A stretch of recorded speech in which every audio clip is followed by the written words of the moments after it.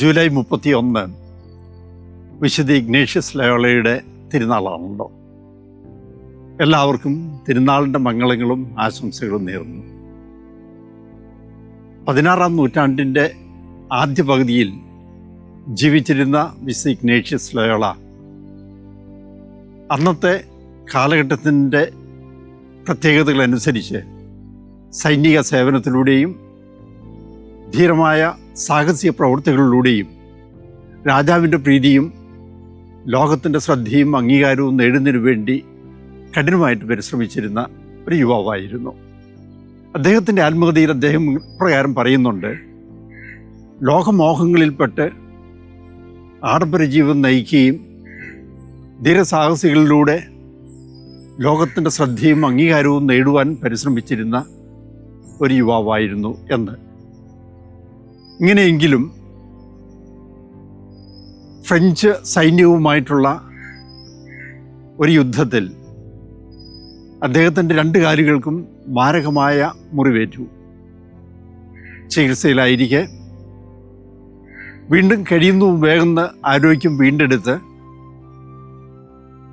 കൂടുതൽ ധീരസാഹസിക പ്രവൃത്തികളും സൈനിക സേവനത്തിലുള്ള കഴിവും വീണ്ടെടുക്കുക എന്നുള്ളതായിരുന്നു അദ്ദേഹത്തിൻ്റെ ലക്ഷ്യം. പക്ഷെ അതേസമയം സമയം ചെലവഴിക്കുന്നതിന് വേണ്ടി ക്രിസ്തുവിൻ്റെ ചരിത്രവും വിശുദ്ധന്മാരുടെ ചരിത്രവും അദ്ദേഹം വായിക്കുവാൻ ഇടയായി. ക്രമേണ അദ്ദേഹത്തിൻ്റെ മനസ്സിൽ എന്തുകൊണ്ട് ഈ വിശുദ്ധന്മാരെ പോലെ ദൈവത്തിൻ്റെ മഹത്വത്തിന് വേണ്ടി കഠിനമായിട്ടുള്ള അഭ്യാസങ്ങളിലൂടെ ആധ്യാത്മികമായിട്ട് വളർന്നുകൂടാ എന്നുള്ള ഒരു ചിന്ത വരികയും ആ ചിന്ത കുറേ കൂടെ ആഴപ്പെട്ട് അതിൻ്റെ ഫലമായിട്ട് താരതമ്യേന സുഖം പ്രാപിച്ചു കഴിഞ്ഞപ്പോൾ അദ്ദേഹത്തിൻ്റെ കുടുംബത്തെയും മറ്റ് അംഗീകാരത്തെയുമെല്ലാം ഉപേക്ഷിച്ച് സ്പെയിനിൽ തന്നെയുള്ള മൻട്രീസ എന്ന് പറയുന്ന ഒരു സ്ഥലത്തെ ഗുഹയിലേക്ക് ഏകാന്തവാസത്തിനും പ്രാർത്ഥനയ്ക്കുമായിട്ട് പോവുകയുണ്ടായി. തുടർന്ന് ഒരു 10 മാസം അവിടെ കഠിനമായിട്ടുള്ള തപശ്ചര്യകളിലൂടെയും പ്രാർത്ഥനകളിലൂടെയും അദ്ദേഹം സമയം ചെലവഴിച്ചു.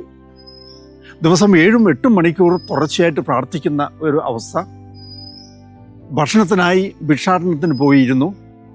ഏറ്റവും പരിമിതമായിട്ടുള്ള ജീവിത സൗകര്യങ്ങളിൽ ഗുഹയിൽ ജീവിച്ചിരുന്ന ആ കാലഘട്ടത്തിലെ ദൈവിക അനുഭവങ്ങളും ആധ്യാത്മിക വളർച്ചയും മറ്റുമൊക്കെ മുതൽ കൂട്ടാക്കി അദ്ദേഹം ആധ്യാത്മിക അഭ്യാസങ്ങൾ എന്ന് പറയുന്ന പ്രസിദ്ധമായിട്ടുള്ളൊരു ഗ്രന്ഥം രചിക്കുകയുണ്ടായി. ഈ പുസ്തകത്തിലൂടെ അനേകം ആളുകൾക്ക് പ്രചോദനമായിട്ടും ആത്മീയ വിഷയങ്ങളിലുള്ള വളർച്ചയ്ക്കും ഉൾക്കാഴ്ചകൾക്കും സഹായകരമായി തീരുകയും ചെയ്തു.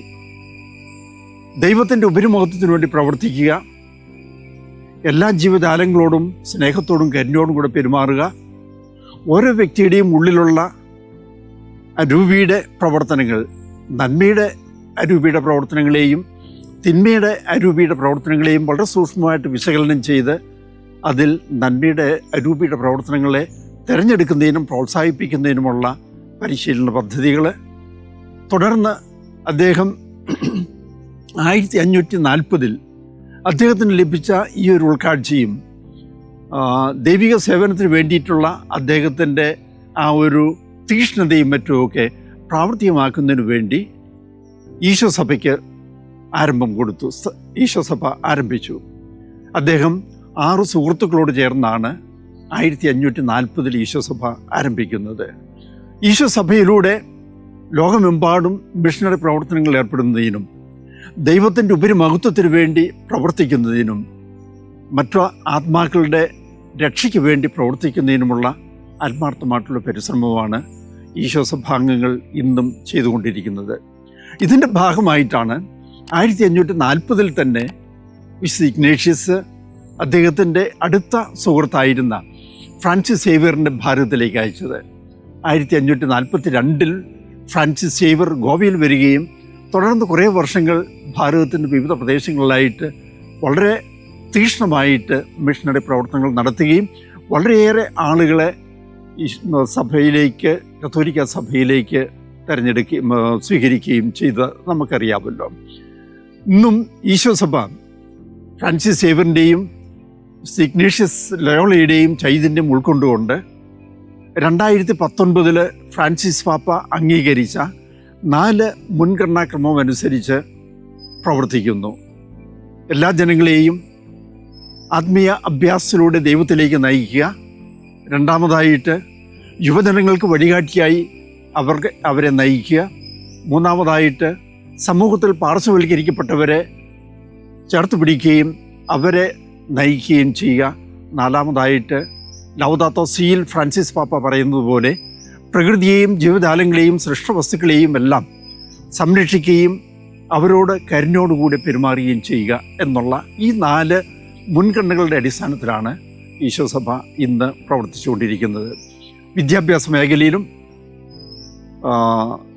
പൗരോഹിത്യ ശുശ്രൂഷ മേഖലകളിലും സാമൂഹ്യ പ്രവർത്തന മേഖലകളിലും മറ്റുമൊക്കെ ഈശോസഭാംഗങ്ങൾ വളരെ സജീവമായിട്ട് പ്രവർത്തിക്കുന്നു.